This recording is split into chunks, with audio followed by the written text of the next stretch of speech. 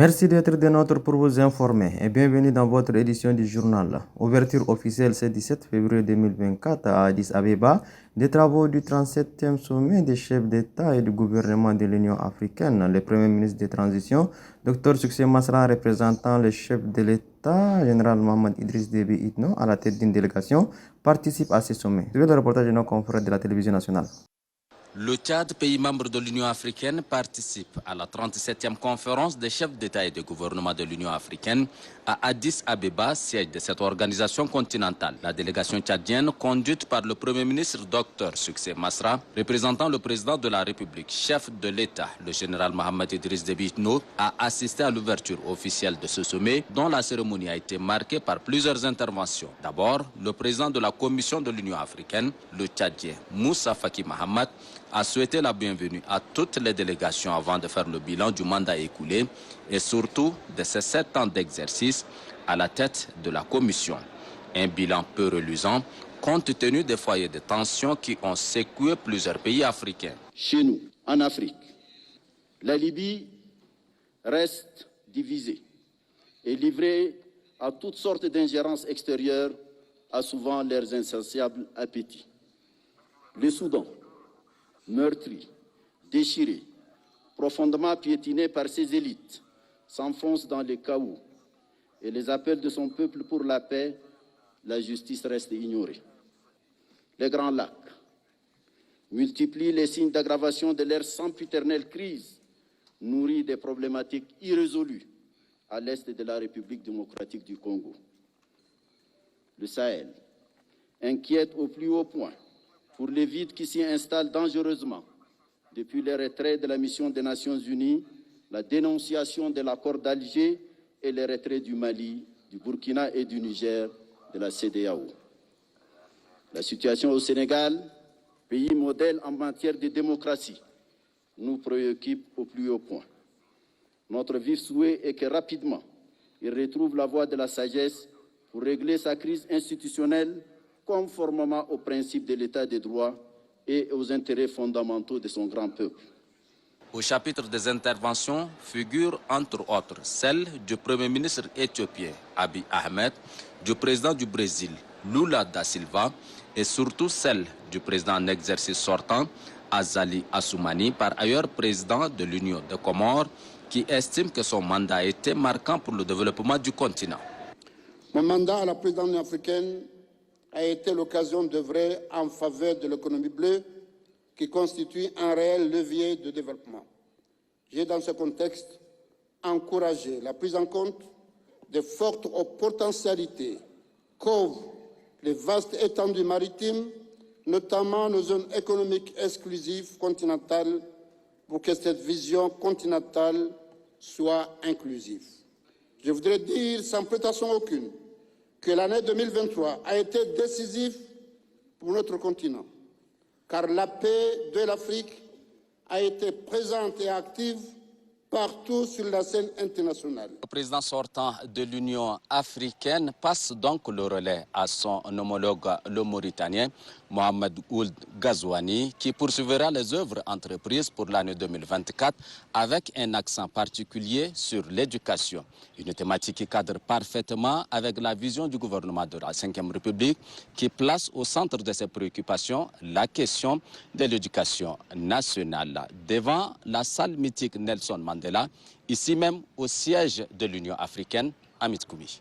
Toujours à Addis Abeba, représentant les chefs de l'État, le Premier ministre de transition, Dr Succès Masra, qui s'est adressé à la tribune de l'Union africaine et mis l'accent sur les défis liés à l'accueil des réfugiés sur le sol tchadien. Suivez. D'énormes défis liés au processus de transition, nous continuons cet accueil et nous continuons à recevoir de façon abondante nos frères et sœurs qui arrivent au niveau de notre pays. Donc, je voudrais dire qu'aujourd'hui, en accueillant, je dirais, un réfugié sur 6 sur le continent africain, le Tchad, malgré ses maigres ressources, se tient d'une certaine manière debout pour contribuer à renforcer la question de la paix dans notre pays, dans notre continent. Dans ce contexte, où mieux que du haut de cette tribune du siège de l'unité de la solidarité de notre continent pour alerter et surtout interpeller la communauté internationale en général et l'Union africaine en particulier sur la situation que vivent les réfugiés et autres personnes en déplacement forcé vivant à l'est du Tchad et ailleurs. Au-delà des réponses urgentes que nous devons apporter aux plus de 40 millions d'Africains vivant en déplacement forcé, dont 7 millions de réfugiés, il est plus qu'impératif d'agir pour endiguer les causes profondes. Et notre intime conviction que nous voulons rappeler ici au nom du Tchad, c'est que la persistance des conflits, des catastrophes naturelles et des problématiques de changement climatique qui questionnent la résilience de nos politiques publiques, les manques d'opportunités, d'emploi, de vie décente pour notre abondante jeunesse sont autant de rappels insistants pour une Afrique où chaque dirigeant fera du leadership serviteur des peuples sa véritable boussole et son véritable bâton de pèlerin.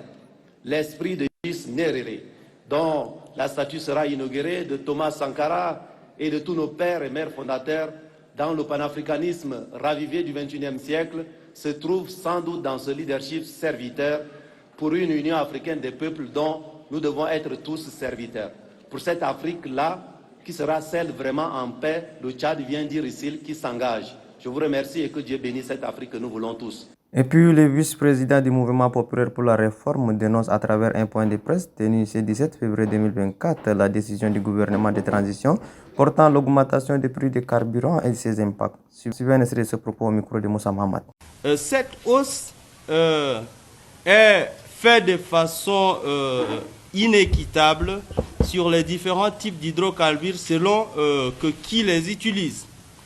On a une augmentation de 30 francs sur le prix du jet, qui est le carburant utilisé par les avions, alors qu'on a 128 francs sur le prix du gazole, qui est plutôt utilisé par les grosses cylindrées et aussi le transport interurbain en grande partie, et l'essence, qui est l'essence même voilà, de toutes les activités, connaît une hausse de quasi 212 francs CFA. Nous nous questionnons sur le pourquoi de cette augmentation. Et aussi bizarre que cela puisse paraître, dans la journée d'hier, le gouvernement, à travers la page de la primature, sort une communication pour justifier cette augmentation. Et ils évoquent le faible rendement agricole avec comme conséquence la situation d'urgence alimentaire dont nous faisons face. En plus de l'afflux des réfugiés soudanais et des retournés tchadiens de la guerre de Soudan, dont ils n'ont même pas les statistiques exactes parce qu'ils évoquent un chiffre de 200 000 alors que nous sommes au-delà de cela.